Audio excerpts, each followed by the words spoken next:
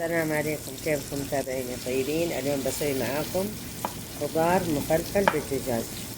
حطيت السمين على النار وحطيت عليه البصل. دحين افضل اقلب لغاية ما يشقر البصل على خفيف. شوفوا يا متابعيني، ضفت عليه توم. دحين افضل اقلب لغاية ما يشقر البصل على خفيف ويطلع ريحة الثوم. شوفوا يا حبايبي، شقر البصل على خفيف وطلعت ريحة الثوم. دحين اضيف عليه الدجاج. اقعد اقلب في الدجاج لغاية ما يتغير لونه. شوفوا يا متابعين، يتغير لون الدجاج. ضفت عليه الملح وبهار كاري وبهار مشكل وكركم.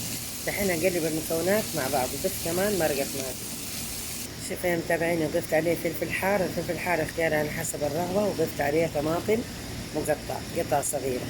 دحين اقلب المكونات مع بعض واترك تتسبك.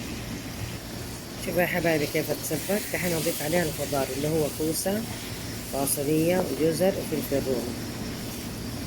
فيها متابعين الخضار. دحين اقلب المكونات مع بعض. شوفوا يا حبايبي، قلبت المكونات كلها مع بعض. دحين اتركه يستوي طبعا بدون اضافة موية. شوفوا يا متابعين، طبعا ما ضفت موية ولا شيء، هذه موية الطماطم والدجاج والخضار. شوفوا كيف ما شاء الله. خلاص دحين اطفي عليه النار. خلاص استوى.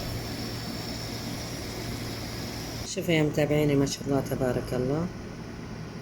شوفوا هذا هو خضار مفلفل مع الدجاج، وهذا طبعا يتاكل مع رز ابيض. بالعافية علينا.